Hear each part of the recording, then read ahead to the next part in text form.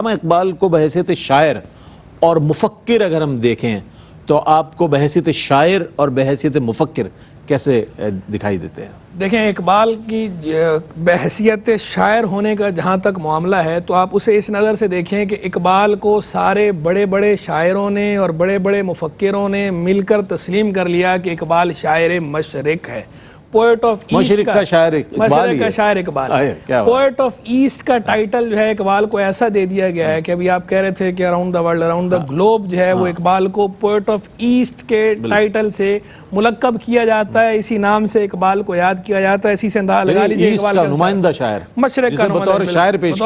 پیش کیا جاتا ہے۔ اور جب بھی یہ لفظ استعمال ہوتا ہے تو تبادر ذہنی فوراً اقبال ہی کی طرف جاتا ہے، اقبال کے سوا کسی اور کی طرف نہیں جاتا ہی نہیں۔ جب شاعر مشرق کا ایسا ہوتا ہے نا کبھی کہ ایک ٹائٹل جو ہے وہ ایک سے زائد لوگوں کے لیے استعمال ہوتا ہے، یا ایک ٹائٹل سے ایک سے زیادہ لوگوں کا نام پردہ ذہن پر آتا ہے، پھر بتانا پڑتا ہے کہ جناب فلاں ایریا کی بات ہو رہی ہے، فلاں خطے کی بات ہو رہی ہے، یا فلاں صدی کی بات ہو رہی ہے، یا فلاں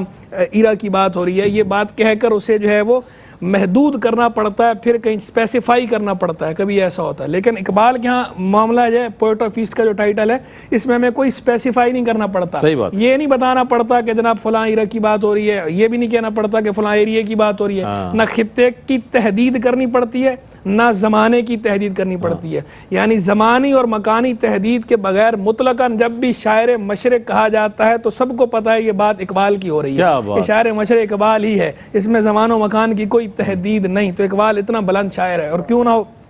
اقبال نے خود کہا اپنے لیے، اور اقبال کا وہ شعر بالکل صادق آتا ہے، اقبال کہتا ہے عشق از فریاد ماں ہنگامہ تعمیر کر، عشق از فریاد ماں ہنگامہ تعمیر کرد، ورنہ این بزم خموشاں ہیچ غوغائے نداشت۔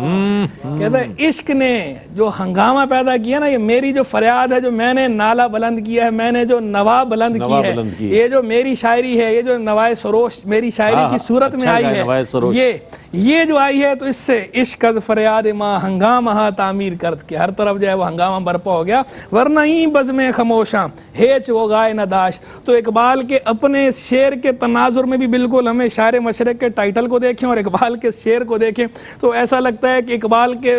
کے پردہ خیال میں بھی کوئی بات ہوگی ایسی کہ مجھے جو ہے وہ اس طرح کسی چیز سے تعبیر کیا جائے گا، کوئی ٹائٹل میرے لیے ہوگا۔ تو اقبال پہلے اس کے لیے بنیاد فراہم کر کے جا رہے ہیں اور خود بتا کے جا رہے ہیں، بڑا آدمی ہے نا، اس کو اپنے بڑے ہونے کا احساس بھی ہے، رہ تو تواضع کے ساتھ رہا ہے، بڑے آدمی جو ہے وہ رہتے تواضع کے ساتھ ہیں، زندگی سادہ گزارتے ہیں، لیکن چونکہ فکر و فن کی بلندی پر فائز ہوتے ہیں،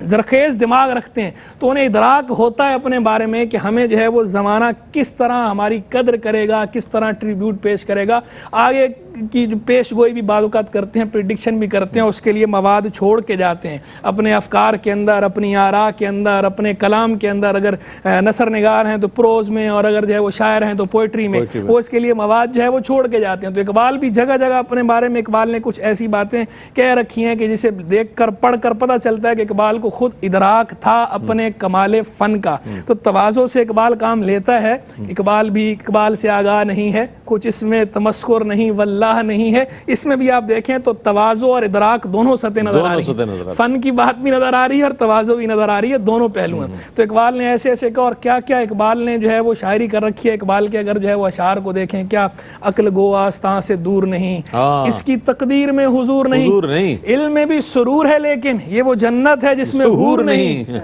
دل بینا بھی کر خدا سے طلب، آنکھ کا نور دل کا نور نہیں۔ کیا پیارے انداز میں اقبال جو ہے وہ سمجھا رہا ہے عقل کا اور عشق کا، کیا پیارا انداز بتا رہا ہے، تیرے عشق کی انتہا چاہتا ہوں، تیری سادگی دیکھ کیا چاہتا ہوں، کہ تیرے عشق کی انتہا کا تو پائی نہیں جا سکتی، میری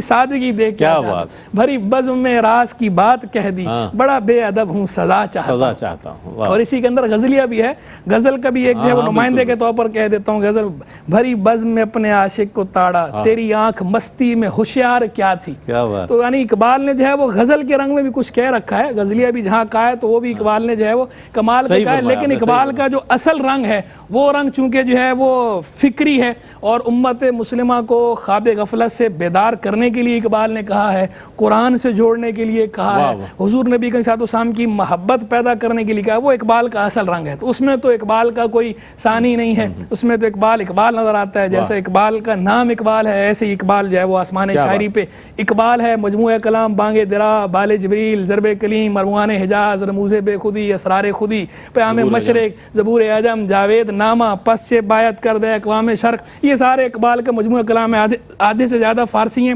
3 کلام جو ہے وہ دیوان اردو میں ہیں، بانگ درا، بال جبریل، ضرب کلیم، ارمان حجاز جو ہے وہ آدھی فارسی آدھی اردو، بقیہ سارے فارسی کے ہیں. تو یہ اقبال کا سارا شاعری کا لٹریچر اور سارا جو ہے سرمایہ افتخار ہے. کیا کہنے، سبحان اللہ سبحان اللہ.